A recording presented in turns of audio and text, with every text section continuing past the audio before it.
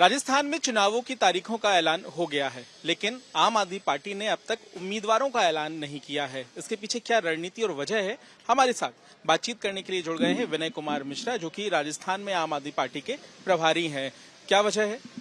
देखिए, राजस्थान में पिछले 1.5 साल में हमने जो टास्क किए, चाहे वो मेंबरशिप ड्राइव हो, चाहे ग्राम पंचायत अभियान हो, चाहे अभी अरविंद जी की जो गारंटी जो दे के आए थे राजस्थान में 7 गारंटी, उनको जन जन तक पहुंचाने की बात हो, तो हमारे बहुत से वॉलंटियर्स जिन्होंने बहुत मेहनत की, ज़मीन पे रह के घर घर जाके जो अरविंद जी गारंटियाँ बताई, तो हमारे पास हर सीट में इस बार बहुत अच्छे परफॉर्मर्स है जिन्होंने अच्छा परफॉर्म किया, जिन्होंने अच्छा काम किया।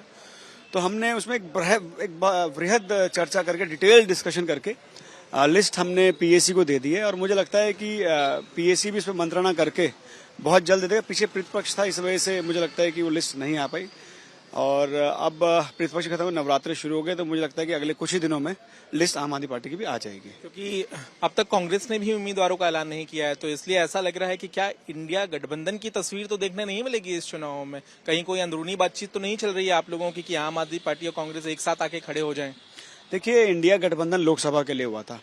जहां तक विधानसभा का सवाल है, राजस्थान की स्टेट यूनिट 200 की 200 सीट पर चुनाव लड़ने के लिए तैयार है, बड़ी मजबूती से तैयार है। गठबंधन तक का जहां तक सवाल है, ये राष्ट्रीय नेतृत्व को तय करना है, और जब मुझे लगता है कि इसका अगर कुछ ऐसा फैसला आएगा तो निश्चित तौर पे आपको बताया जाएगा। लेकिन वहां अभी आप अकेले चुनाव ही लड़ रहे हैं विधानसभा का? हाँ बिल्कुल, हम अभी 200 की 200 सीट पे हम चुनाव लड़ने जा रहे हैं, और बहुत मजबूती से चुनाव लड़ने जा रहे हैं, और हमारे कैंडिडेट बहुत युवा भी हैं, एक्सपीरियंस्ड भी हैं, महिलाएं भी हैं। एक अच्छा नेतृत्व वहां राजस्थान में इस बार लोगों को मिलने जा रहा है। लेकिन सवाल ये भी उठ रहा है कि क्या आप कांग्रेस की लिस्ट का भी इंतजार कर रहे हैं? चर्चा ये भी हो रही है कि कांग्रेस की लिस्ट आएगी, उसके बाद आप अपना दाव चलेंगे। देखिए, ये स्ट्रैटेजिक डिसीजन अब पीएसी क्या ले रहा है, राष्ट्रीय नेतृत्व इसमें स्ट्रैटेजिक डिसीजन क्या ले रहे हैं, तो वो बताएगा। लेकिन मुझे लगता है कि बहुत जल्द आप हमारा लिस्ट देखेंगे, और एक बहुत अच्छी और एक पुख्ता एक ऐसी लिस्ट आएगी जो बहुत ट्रांसपेरेंट होगी, और मुझे लगता है कि जो हमारे संभावित प्रत्याशी हैं वो भी ग्राउंड पे उतर के काम कर रहे हैं, और लिस्ट कभी भी आ सकती है। अरविंद केजरीवाल ने छत्तीसगढ़ और मध्य प्रदेश में जाके गारंटियों का ऐलान किया, राजस्थान में भी क्या ये देखने के लिए मिलेगा? क्या अरविंद केजरीवाल के दौरे राजस्थान में भी होंगे? देखिए, अरविंद केजरीवाल जी ने जिस तरीके से मध्य प्रदेश, छत्तीसगढ़ में गारंटी दी थी, राजस्थान में भी जयपुर में आके अरविंद जी ने और भगवंत मान साहब ने ये 7 गारंटी दी थी, और उसको हमने जन जन तक पहुंचाया भी। और आज हम एक मीटिंग कर रहे हैं जिसमें जो हमारा फ्लैगशिप कार्यक्रम है टाउन हॉल का, जिसमें हम तमाम जो ट्रेड यूनियंस को लेकर, एजुकेशन को लेकर, किसानों को लेकर, महिलाओं को लेकर, तो ऐसे हमने राजस्थान को संभाग में बांटा हुआ है, और वहां पे हम टाउन हॉल बहुत जल्द कराने जा रहे हैं, जिसमें हमारे जो ऐसे पंजाब के जो एजुकेशन मिनिस्टर हैं, या दिल्ली के जो एजुकेशन मिनिस्टर है, या पंजाब के जो एग्रीकल्चर मिनिस्टर है, तो ऐसे तमाम मिनिस्टर्स का हमने एक लिस्ट बना के मंथन किया है, और हम टाउन हॉल कार्यक्रम हम करने जा रहे हैं। अब 1-2 दिन में सारी लिस्ट हम आपको दे देंगे कि कहाँ कहाँ टाउन हॉल होने जा रहा है। तो ऐसा क्या है, अभी हमें 3 स्टेटों का चुनाव है, और पार्टी में भी अरविंद केजरीवाल, भगवंत मान जी की डिमांड हर जगह है, तो अब उनको तय करना है कितना समय वो कहाँ दे पाएंगे। लेकिन हमने अपना लिस्ट बना के भेज दिया है, तो उस पर बहुत जल्द डिसीजन आ जाएगा, तो हम आपको बता देंगे। जाहिर है, मतलब दिल्ली और पंजाब की जो मंत्री नेता है वो भी शामिल होंगे प्रचार में, लेकिन एक तरफ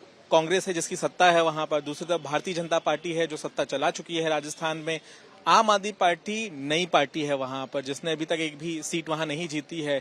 क्या चुनौती आप देख रहे हैं और कितना मुश्किल होगा आपके लिए?